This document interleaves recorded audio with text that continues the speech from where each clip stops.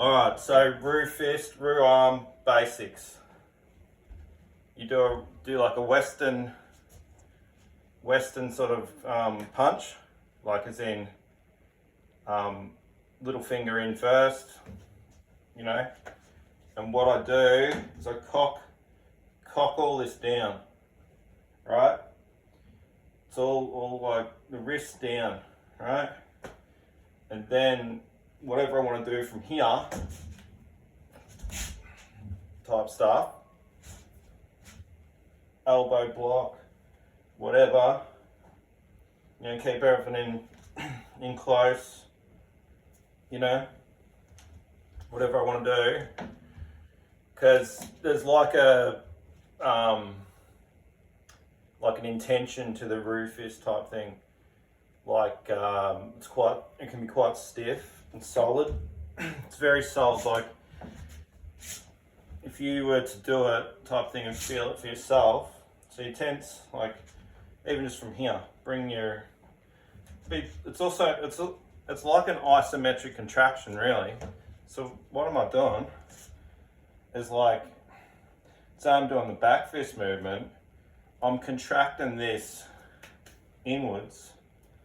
Like I'm cocking the wrist inwards, right? But I'm like pushing that out. I'm pushing the whole shoulder out here.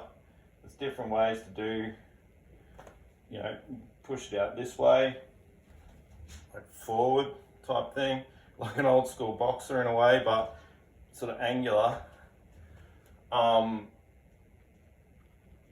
Different ways to strengthen the wrists. Obviously you could do like on the knuckle push-ups, different things like that.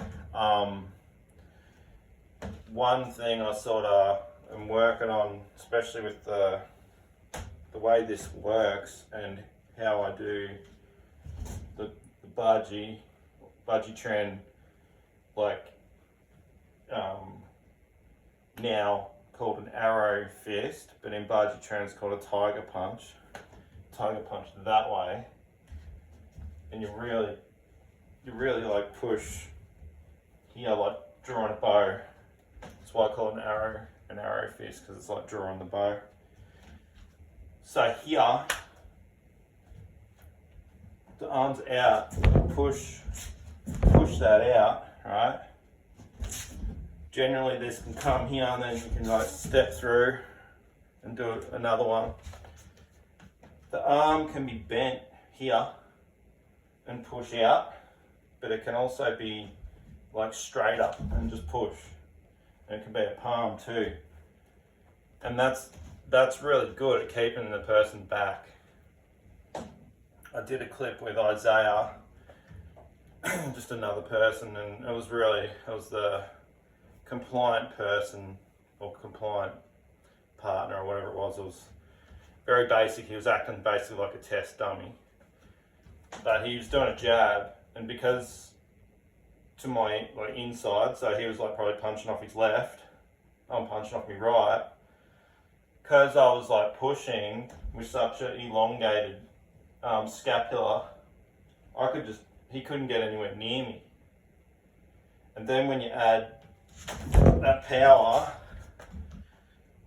because see this again, say this palm, this isn't a technique I learned in Baji. This was something that I created, just like you know, you do your step through punches type stuff.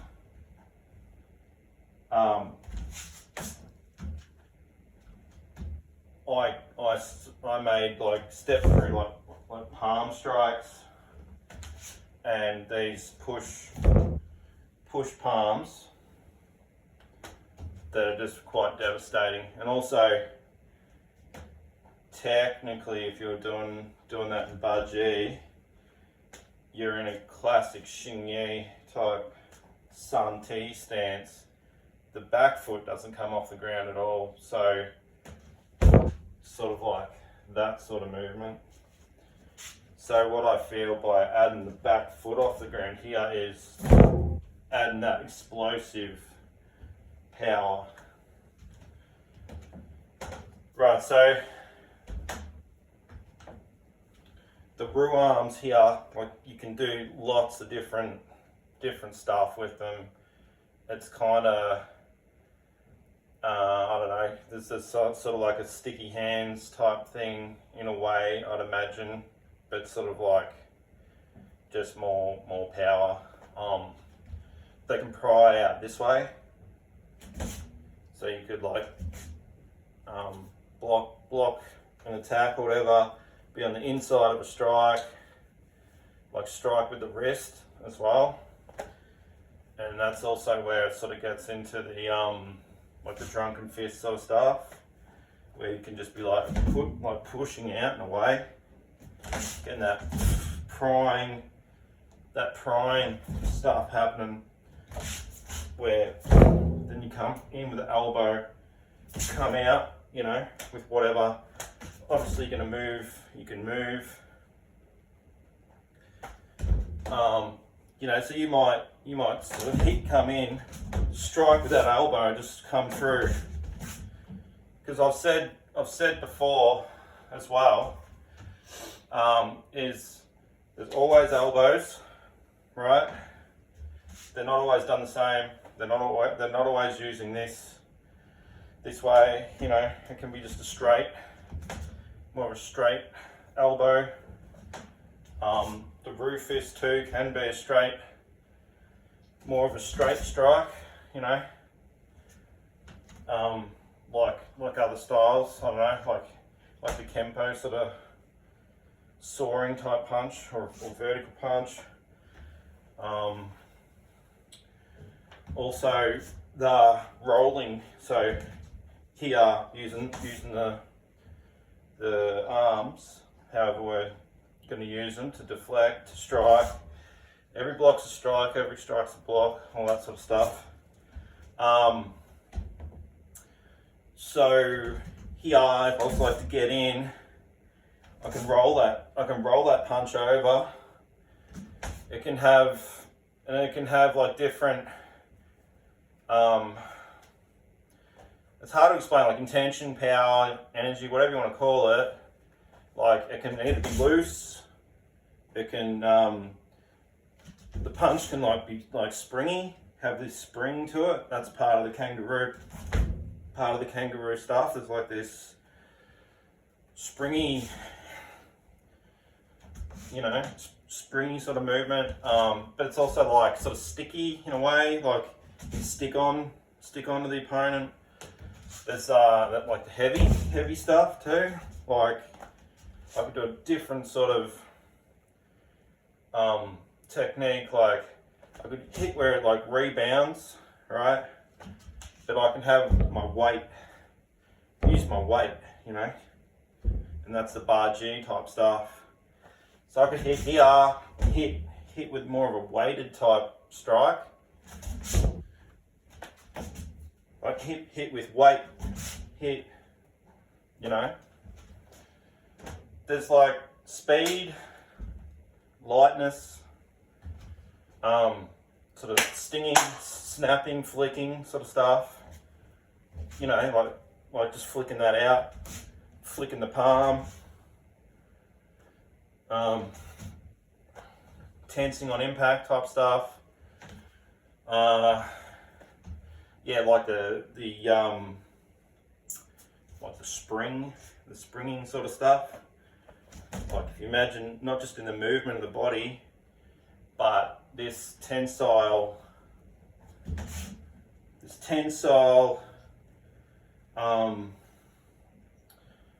gotta understand, I'm trying to explain this to you guys, this is like a new style. Like, I don't know anyone that, there might be a few that have gotten really deep into karate or deep into kung fu and they start talking about this sort of stuff, but it's usually not till they're like really old. And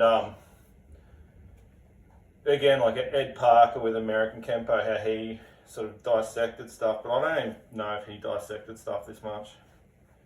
But yeah, it's kind of, to understand this style, to understand what I'm talking about, you need to feel those opposing forces. Like when you punch, you should be able to feel that you've winded up here, you know, and then I don't know. That's lending power to that. Just this movement here, you know, coming across, blocking, whatever it is, lends power to that next strike. So this coming in here, you know, might strike out, whatever it is, but that next strike has got that the elasticity type stuff going on. I guess it's just like the tightness of your tendons, etc. But I've never really felt it like this before until I started to do this style and think about the kangaroo and how its elasticity of its tendons and stuff, how it jumps and all that sort of stuff. So I don't know, but anyway, and another thing that really sort of brought it to my attention too is like doing bungee trim type techniques where, say, your arms are behind your back and at the front here, what you actually do is, through being corkscrewed up here, you actually like using the body with like an explosive twist, because you're coiled up like a spring, you actually explode that off and strike. Explode, explode, explode. I can't do it as good as I normally would. I hurt my hand about 6 weeks ago, and it's going to take like 6 months to heal. So that's also sometimes I'm not closing my fist properly, done something in here. Shit happens, it's all good. So here, just with this arm, I could show one arm, just like have that explode off using that explosive corkscrewing. So what I'm getting to with that is, through my sort of analysis of that movement, that's kind of what's going on when you throw this punch and you've turned the body and you can feel all the tendons in your back or whatever, sort of like obviously on stretch, and then when you come back with a movement, it's like that crossing, because you've got tendons and stuff across your spine, like all different fibers, tendons, etc., across your back. Yeah, and that's what gives you the strength. That's what gives you the stability type thing. You've got a lot going on with all your muscles in your body, your fascia and all that. So yeah, it's using that fascia or the tendons. And yeah, so when you're like you know, going this way or going the other way type thing, and this is where I sort of go more into what looks like karate or something else. And that's kind of what's in the style too. Like, so I'm switching from like a kung fu type stuff to more like a karate strike, but it's still the Roo with the Roo arms, you know. Still wants to like do really nasty shit when it gets in. It's not like it ain't karate. I know they rip and they do different stuff, but yeah, the kangaroo's another creature. And just the way you can use, you know, come in, use the elbows and stuff, you know, kicks, because everything's aiming to like tag. I was thinking about it the other day, like tag the opponent. So it's like, I'm trying to tag you here, I'm trying to tag you with that foot. Like, it's not necessarily going to be to your midsection either. It's not necessarily going to be like, or I'm trying to keel you over with a front kick to the stomach or the groin. No, I'm going for shin, under the knee, like something really, really nasty, so I can then, like, you know, strike to the face and grab on. you know, and like use that weight, use that sort of roux type, grabbing on, you know, choking out. Because all this too, like everything as well, like the way the arms work, you know, it's easy to like grab onto something and get a joint, get a like an arm lock, etc., and strike, you know. But really, it's short, sharp. It's a short, sharp power.